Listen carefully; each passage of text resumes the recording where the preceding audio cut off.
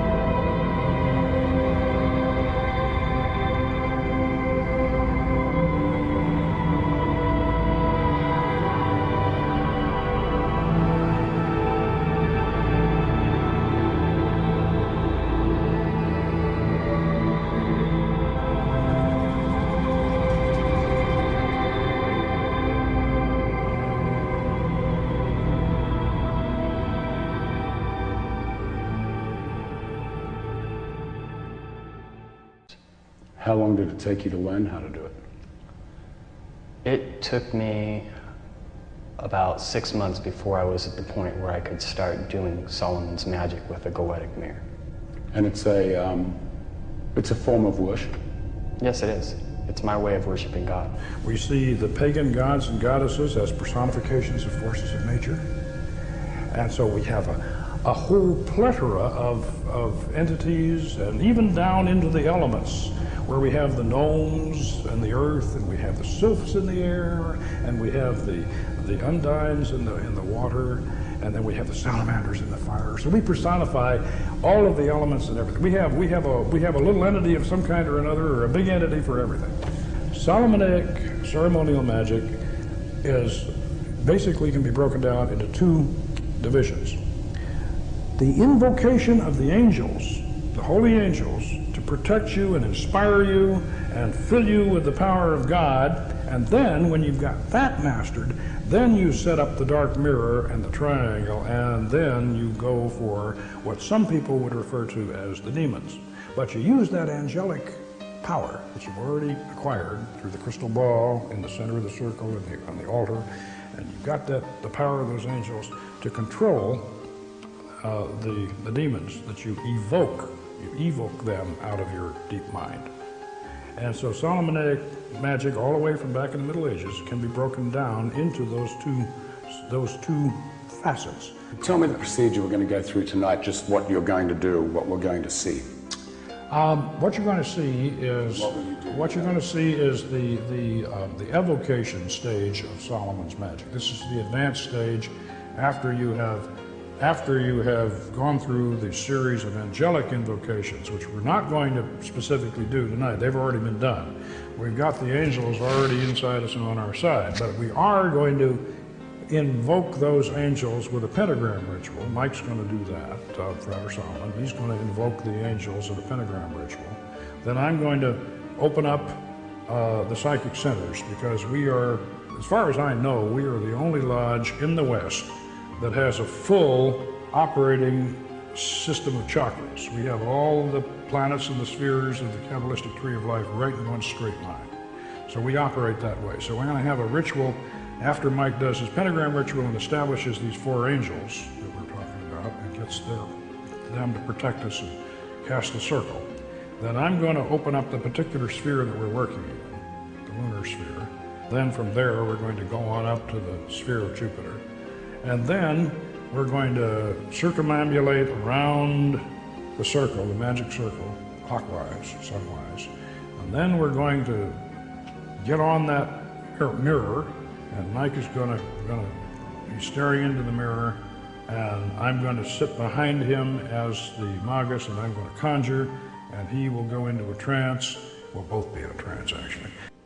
Before I'll ever do an operation, I usually know what spirit I'm going to do, and my mindset will already begin to be geared towards that spirit, and I'll already be interacting with the energies of that spirit. And then by the time I do the operation, the spiritual energies from that spirit will actually come inside of me, to the point that I'll be able to look in that mirror, and my reflection will actually morph into the spirit that I'm having a conversation with. His reflection blanks out, and as I'm conjuring, then what comes back in is going to be the spirit. What does it feel like? Are you aware of what's happening, or are you in a total trance? Can you remember what's happened? I am aware of what is happening, but there is somewhat of a transformation that does occur. So what's inside of me isn't really what's me speaking. It's these ideas that are pouring through me from a foreign energy, and these foreign energies will begin to express themselves in their own unique ways that I'll eventually realize are not my own thoughts. When we videotaped the actual summoning of the spirit in the temple, there were no rehearsals and no retakes. So what you're about to see is real, shown exactly as it happened. And in my professional opinion, it's one of the most remarkable documentations of a supernatural event ever recorded. Lies in the book of spells.